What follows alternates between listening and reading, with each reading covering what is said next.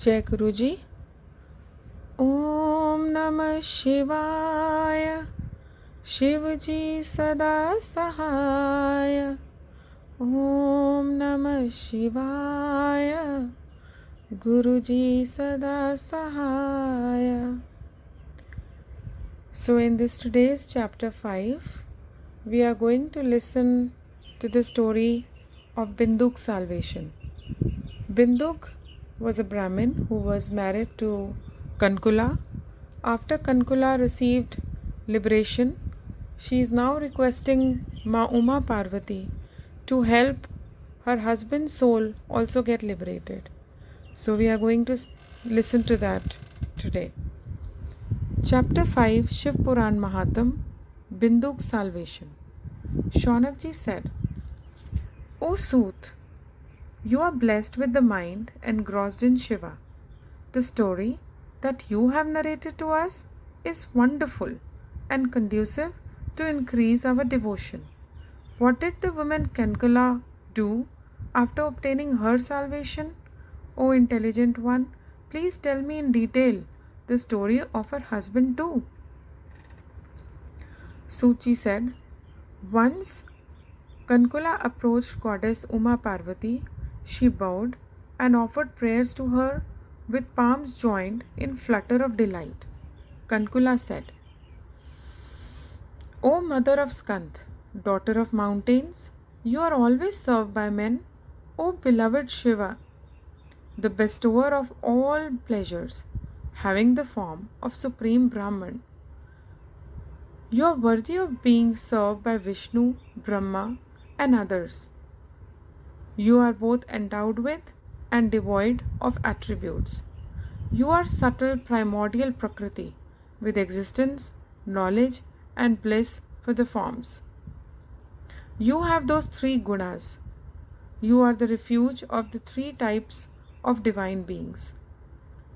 Suji said, offering thus her prayers to the goddess, Cancula, who had attained salvation, ceased to talk with shoulders stooping and eyes brimming with tears of love. Parvati, the beloved of Shiva, ever favoring her devotees, was greatly moved by pity and said to Cancula lovingly. Parvati ji said, O Cancula, my friend, I am pleased to hear your prayers. O beautiful woman, what is that boon you crave from me? Tell me, there is nothing that I cannot give. Suji said, thus urged by Girija, Cancula bowed to her. She asked her, bending her head and joining her palms together with great devotion. Cancula thus said, O celestial Girija, I do not know where my husband is at present, nor where is he going to be. O favorite of distressed, please make such arrangement as would enable me to join him. O great goddess Maheshani, my husband had a Shudra woman as his concubine. He died before me. I do not know what befell that sinner. Suji said, on hearing these words of Cancula, Parvati, the daughter of Himalaya, who is fond of justice, replied lovingly. Girija said, O daughter, your wicked, sinful husband Bindug, the foolish, wretched, enamored of prostitutes, has been to hell after his death. He underwent various tortures of hell for many years and has now become Pishach due to residues of his sins in the Vindhya mountains. Even now, that wicked fellow is undergoing various painful tortures. He, in the form of Pishach, has only wind for his diet and is suffering from all sorts of miseries. Suji said, on hearing these words of Gauri, Cancula she was always following auspicious rites, she was finally overwhelmed by the pain at the news of her husband's distress. She somehow steadied her mind, bowed to Maheshwari, and with a worried heart asked the goddess, Kankula said, O Maheshwari, O great goddess, be kind to me. Please redeem my husband, a wicked perpetrator of evil actions, though he be. What is the means by which my husband, the sinful wretched of crooked intellect, can attain salvation? O goddess, obeisance to thee, please explain to me. Suchi said, on hearing these words of the woman, Parvati ji, favourably disposed to her devotees, replied to her chaperon Kankula, delighted in her heart. Parvati ji said, if your husband were to hear holy story of Shiva, he shall surmount the miseries entirely and attain salvation. On hearing these words of Gauri, little short of nectar, she bent her shoulders, joined her palms, and bowed repeatedly with great devotion. She requested the goddess to provide an opportunity for her husband to hear the story, quelling his sins and gaining redemption. Suji said, Gauri, the beloved of Shiva, on being frequently requested by that woman, took pity on her, making it clear thereby that she was favorably disposed to her devotees. Lovingly she sent for Gandharv king Tumbura, who used to sing songs of the praise of Lord Shiva. The daughter of Himalaya said thus to him. Ma Gauri said, O Tumbura, the favourite of Shiva, ever ready to do as I wish, accompany this lady immediately to Vindhya mountains. There is an awfully terrible Pishach there. I shall tell you his anecdotes. You will be interested to know the name. This Pishach has been a Brahmin in his previous birth. Then he was the husband of this woman, who is my chaperon now. He was very wicked and had a Shudra concubine. He was impure, never caring for daily performance of ablutions and Sandhya prayers. His mind was ever vitiated by anger. He ate all sorts of foul things. He quarrelled with good men, and whatever he undertook had been bad.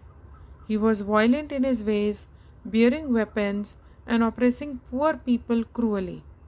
He used to take food with his left hand. He used to commit arsons in other people's house.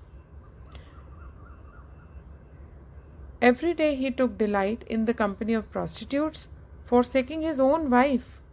The roguish sinner took delight in associating with wicked. In evil association with heralds, he destroyed all his merits.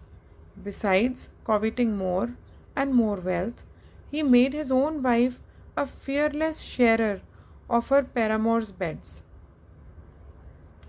His evil ways continued till the last moments of his life, and when he died, he went to Yam's city, the terrible place where sinners reap the fruits of their misdeeds. After undergoing the tortures of many hells, the wicked wretched is now roaming in Vindhya mountains as a roguish, sinful Pishach. Narrate the holy sanctifying tale of sacred Shiv Puran that quells all his sins in front of him. Immediately after hearing the great story of Lord Shiva, Shiv Puran, his soul will be cleared of all sins. He will cast off his ghosthood. I order you to set that Bindug free from the miserable plight of Pishach and bring him in aerial chariot in the presence of Lord Shiva. Suji said, commanded thus by Parvati, Tumbura, the lord of Gandharvas, was much delighted and thought within himself how fortunate he was. Tumbura, the comrade of Narad, went to Vindhya mountains, seated in aerial chariot in company of Cancula, the sinless woman. She saw Pishach laughing, crying, and loudly shouting by turns. His body was very huge.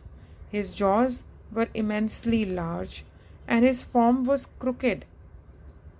The powerful Tumbura, the singer of the excellent songs of praise of Lord Shiva, forcefully caught hold of the terrible Pishach by means of nooses. Thereafter, for the sake of the discourse on Shiv Puran, Tumbura made elaborate festive arrangements. There was much talk and discussion amongst people of all worlds. O Tumbura has gone to the Vindhya mountains at suggestion of goddess to narrate story of Shiv Puran to redeem the Pishach. The divine sages too hastened to the place for listening to the same. The wonderful congregation of those who assembled there, reverently eager to listen to Shiv Puran, was very auspicious. They bound Pishach with nooses and compelled him to sit there. With the lute in his hands, Tumbura began to sing the story of Gauri's concert. Starting with the first Samhita compendium and ending with seventh one, he clearly expounded the whole of Shiv Puran along with its mahatma, that is, the greatness. On hearing Shiv Puran, consisting of 7 compendiums, with great reverence, all the listeners deemed themselves highly blessed. The Pishach too, on hearing the holy Shiv Puran, cast off all his sins and discarded his ghostly body. He assumed the divine form of the three-eyed moon-crest god Shiva, white in complexion, clad in white cloth, with the body illuminated and embellished by all ornaments. Taking up the divine body, the glorious Bindug, accompanied by his wife, sang the story of Parvati's concert. On seeing his wife thus, all the divine sages had a welcome surprise and were highly delighted in their minds. Gratified on hearing the wonderful story of Shiva, they turned to their respective abodes, delightfully glorifying Shiva. Bindug, in his divine form, ascended the aerial chariot with great pleasure. High up in the sky, with his wife at his side, he shone brilliantly. Singing the pleasing attributes of Lord Shiva, he hastened to Shiva's region, accompanied by Tumbura and his own wife. Bindug was welcomed by Shiva and Parvati and was lovingly made their attendant. His wife became the chaperon of Girija in that permanent abode of excellent bliss.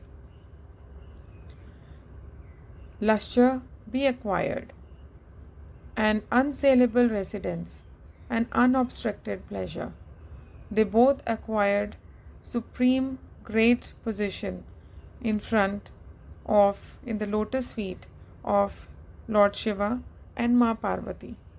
Thus, I have narrated this holy anecdote that removes sins, is highly delightful to Shiva and Parvati in pure and heightening devotion. He who listens to this account with devotion and recites this piously shall enjoy immense pleasures and obtain liberation. Jai Guruji. So we will end today here and we will proceed with chapter 6 next time, and we will listen to rules for listening to Shiv Puran in that chapter. Jai Guruji.